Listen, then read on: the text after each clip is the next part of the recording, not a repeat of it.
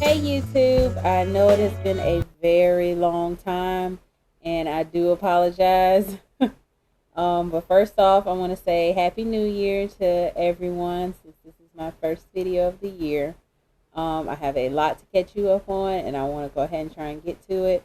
So this video is not long and it should be long since I have everything written out and planned out. But y'all completely missed my second trimester. Oh, it was up and down, up and down, up and down. But to start off, it is a girl. Her name is going to be Lacey. My other daughter, who's 4 now, is Leah. So it's going to be my Leah and my Lacey. But to catch you up on what went on in the second trimester, I was working and doing fine up until around Thanksgiving. And around Thanksgiving, I was about 21 weeks and about 4 or 5 days around there. That week, I had to run the route the entire week and plus cook on Thanksgiving all day and all that stuff. And I did too much. I did way too much. And I had preterm labor with my other daughter. And she came at about 35 weeks in a few days maybe. And she was 5 pounds 4 ounces. And she was healthy, breathing on her own, everything just great. Came in the room with me and was doing fine, went home with me. And so I knew I may have some preterm labor, but I didn't know if I would have it this early. That Friday when I went back to work, I had to leave work because I started contracting, and they were intense. I mean, about every 5 minutes at 21 weeks. Scared out of my mind. And so I didn't know, and then at that, I was leaking some fluid, and I didn't know if it was from my water breaking or what. I mean, it was scary. And I'm 30 minutes away from my nearest hospital that can deliver a baby. And my hubby, he cut that trip down, and I love him for it. But after that, I was in the hospital that Friday and that Saturday, and they gave me the shot to stop the contractions, and they checked to see if it had been my water that broke, to see if it was amniotic fluid, and it wasn't, and thank God for that. But when they did check me after I had been contracting so long, the nurse said that my cervix kind of, it wasn't as hard as it should have been, and it was kind of softened or whatnot. But I don't know if it was just because of the nurse and my doctor checking. I don't know, hand size, what. But he says it seems okay for him. But every time he checks, he's just like, cervix okay, and, and I'm like, define okay. But I'm just thanking God she's in there and moving, and I'm just praying for the best, and I'm gonna claim the best. But after that, I was put on Procardia every 6 hours when I was discharged from the hospital. So I got home, and the next day I'm thinking, okay, I've rested up. I should be okay to run to the store and get a couple of things like groceries for us that we needed. No, Miss L'Oreal, that's not how it works. Started back contracting again. Called up to labor and delivery, and they told me, bed rest. Up your medicine to every 4 hours. So now I've been on Procardia every 4 hours since I was 22 weeks. Since I was 22 weeks. Another thing, I have to stay very hydrated. Anyone who is out there who is pregnant, stay hydrated. That can cause contractions also. But I mean, I was hydrated because of my job. I needed to stay hydrated anyways. But my amniotic fluid also, because they did an ultrasound while I was in there to check my cervix, the length of my cervix, to make sure it hadn't shortened. I'm sorry, y'all. It's a symptom now. I'm out of breath. But my amniotic fluid was low. And so that's what they told me. I needed to stay very hydrated and just drink as much water as possible. And that's what they did. They told me when I was in the hospital. I mean, they just kept bringing me my jug of water, and I keep water next to me at all times throughout the day. I mean, even if I have to keep a water bottle in my purse, whatever. But the downside to that, I can't let my bladder get full at all, or I will start contracting. And I mean, it happens at night, every night. And I mean, it's kind of hard where they say don't drink as much when it gets time to go to bed. But throughout the night, I have to get up to take my medicine. I haven't had a full night's sleep since 22 weeks. But it's going well. It's to the point now that I don't even need an alarm clock. My body will just wake up, and like I know, like how when 4 hours has passed, it's like I need to take my medicine, I think. But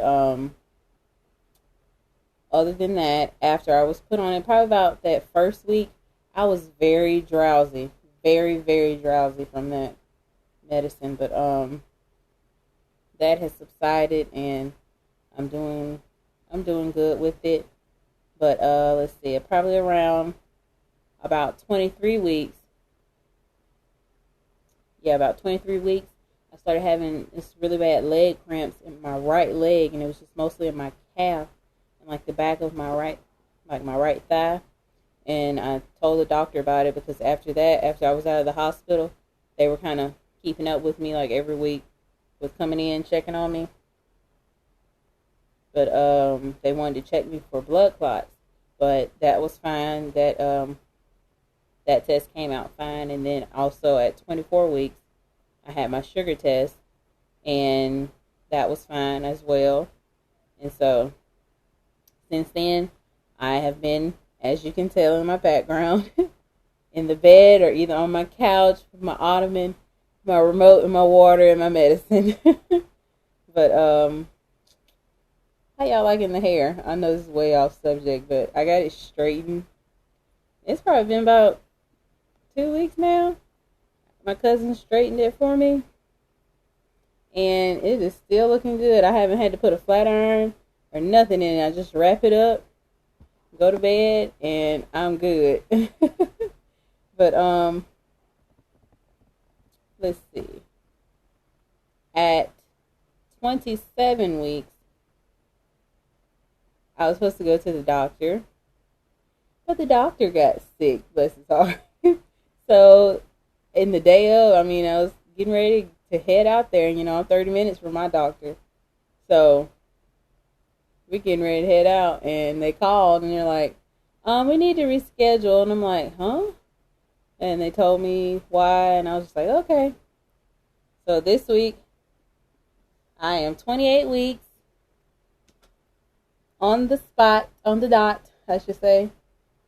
And today, actually, I was able to get out and go to my sister's baby shower. She had her baby shower up here, and she stays in another city. And so when she had her, because her fiance's family is from up here where I'm at. And so it was great that her baby shower was up here, and I was able to attend it, and I had a great time. I made her a little diaper cake, and I just love her. I love her. And she's having a little boy, and his name's going to be Dallas.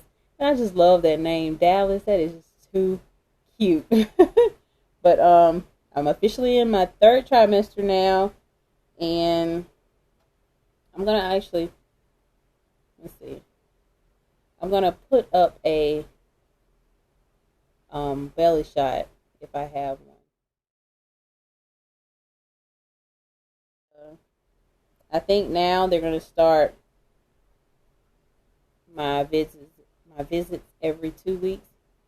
So we'll see about that. And another thing, what I'm doing, another thing I wanted to tell you is about the weight of my baby. I think she's going to be a big baby. Because when I went to, when I was probably about 22 weeks,